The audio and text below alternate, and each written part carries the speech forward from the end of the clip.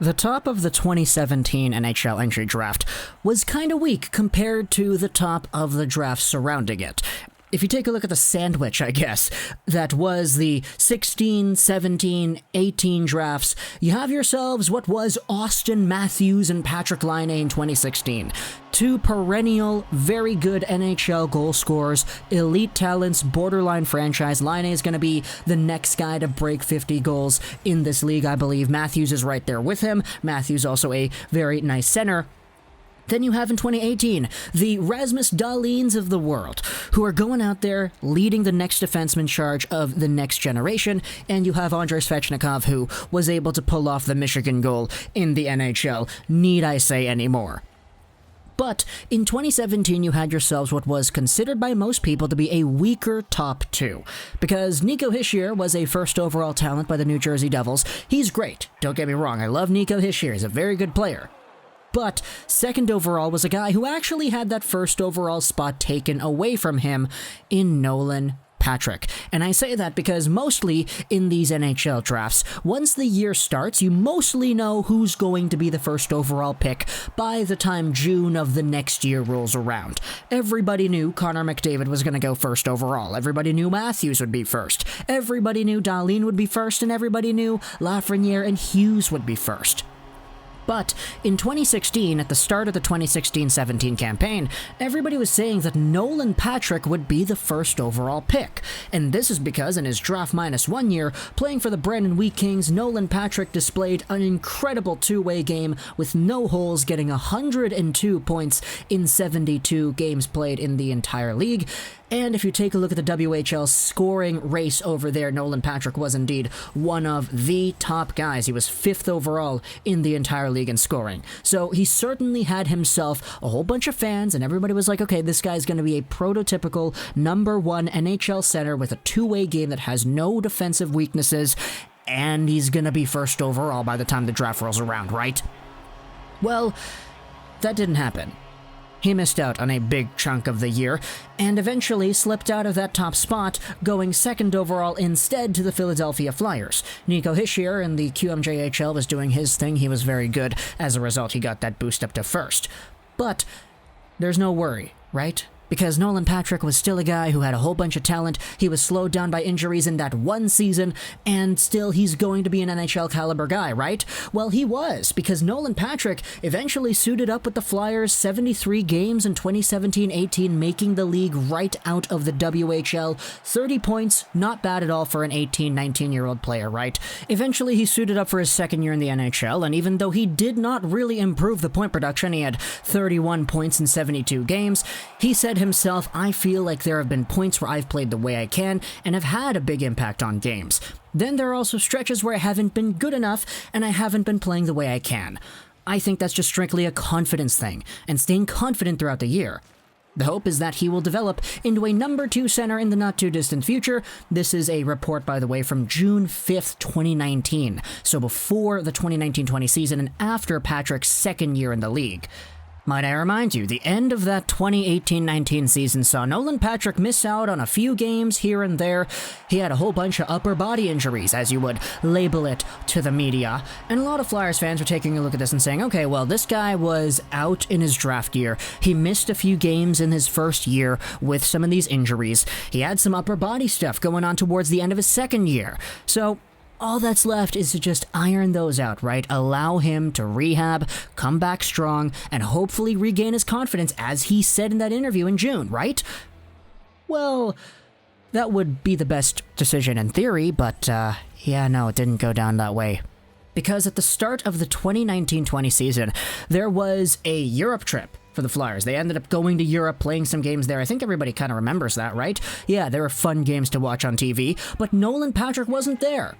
We already had word that he might actually miss the start of the season with an undisclosed injury that was eventually revealed to be an upper body injury by the coach, and then eventually on September 26th, his upper body injury was diagnosed as a migraine disorder. Darn. He was regarded as week to week. He's not going to make the trip of the Flyers to Europe. The team plans to provide more information about his status after the team is back. He then started the year out on the injured, non-roster list. He was then not put on the LTIR, but he stuck around with the squad. He remained week to week for a long time, and eventually, starting in October 2019, he started skating a lot. He would skate here and there, actually participate once in a while with non-contact jerseys with his squad, etc. And eventually, Flyers fans were just waiting, he's waiting for his head status, the migraine disorder, to calm itself down. Even the GM Chuck Fletcher was like, yeah, this is his comment back in January of 2020, almost a year ago. Can you believe January 2020 was almost a year ago? I do expect him to play again this year, but that's just my guess. He's been skating harder, skated again today, getting his heart rate up higher. I think he's feeling a bit better.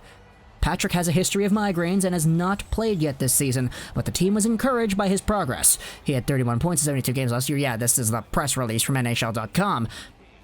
And long story short, he stuck around, but he didn't end up playing. And a lot of Flyers fans, once the NHL season paused up, were like, okay, this is great. The Flyers are guaranteed a spot in the return-to-play playoffs because they were one of the top 4 teams in points percentage in the East, so that's really good. And Nolan Patrick is probably the guy who benefits the most from this break. Here's what Chuck Fletcher said in March, right after the season got canceled, that Patrick was indeed trending in the right direction. So Flyers fans were like, okay, great, this guy's gonna come back. He's gonna play once the NHL returns, whether that's in June, July, or August, or whatever. Give him another full few months to recuperate himself and allow him to actually recover. And Chuck Fletcher was on board. We were like, yes, this is gonna be great. And then the return to play phase 3 was underway, and Nolan Patrick didn't make his way over to the team. Our medical team, Nolan, me, everybody agreed this is the prudent approach for a young man who's going to be a big part of our future, Chuck Fletcher said sometime in July. So, a continuation of his migraine disorder was ultimately what stopped him from playing in the return to play, and then if you take a look at what's been happening lately, hey, in September he has been improving, living a mostly normal life, according to Chuck Fletcher. Now in October he has been scrimmaging in Manitoba. He accepted a qualifying offer earlier in October for a value of $874,000 for the 2020-2021 season. And, that's not really gonna be surprising. You haven't played in a year. This is a guy who you can't really put a monetary valuation on, so it's difficult for all parties involved. Now he's been scrimmaging and skating with Ryan White, and according to sources, as far back as December 3rd, he's been skating without any issues. So, what I'm getting at in this video here is that Nolan Patrick has been the most unfortunate young star in this hockey league, because you can't really fault the guy for getting a migraine disorder. Like, come on. He said it himself, man. Even when he was playing, it was all confidence issues, It was all the stuff around the game. When you take a look at what Flyers fans thought about Nolan Patrick, here's a comment I like. It's from 3 years ago. The question is, what's the ceiling for Nico Hischier and Nolan Patrick on our hockey? Take a look at this. Patrick doesn't possess an obvious physical ability like McDavid's game-breaking speed, Crosby's balance, or Ovechkin's shot, but he surprised me with his innate ability to come away with the puck from seemingly every board battle he enters, and immediately find an open man to prolong a possession. The NHL game back in his rookie year didn't seem too fast for him, which was a great sign for the rookie.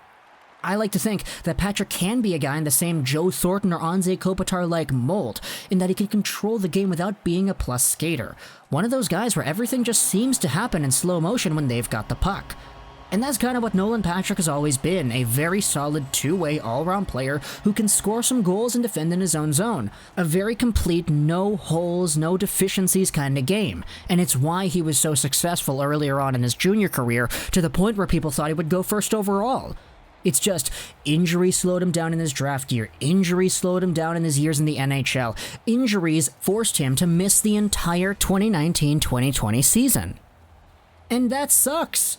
That really does suck. He is the most unfortunate young star in this league, and I'm a guy who is sitting here looking at these prospects, seeing how Elias, Pettersson, and Cale Makar have absolutely dominated the NHL. Miro, Heiskanen's in that boat too. Seeing how Nico Hischier, also in that 2017 draft, is doing some pretty good things. Now he's got another first overall pick to jive alongside of. Who knows if the Edmonton curse is going to come in here and actually affect the Devils in the same way. But for Patrick, he's a guy who has benefited from such a long time off. I hope he comes back in 2021 with flying colors. He controls the game well, he plays to his strengths, and I still do believe there's a good future for Nolan Patrick in the NHL. It's just, it's been such a difficult path going forward with things. It's like Gabe Vilardi in a way, but Gabe Vilardi eventually overcame his demons and he's starting to actually play now. He was really good towards the end of the Kings year last year, but of course, different circumstances, different situations, etc. So, if you made it to the end of the video, talk to me in the comments what you think about Nolan Patrick and his overall path. Do you think he still has that potential to be a #1 center like some people were projecting him to be back when he was said to be the first overall candidate for 2017? I'd love to hear your thoughts in the comments. I hope you enjoyed this video. And bye.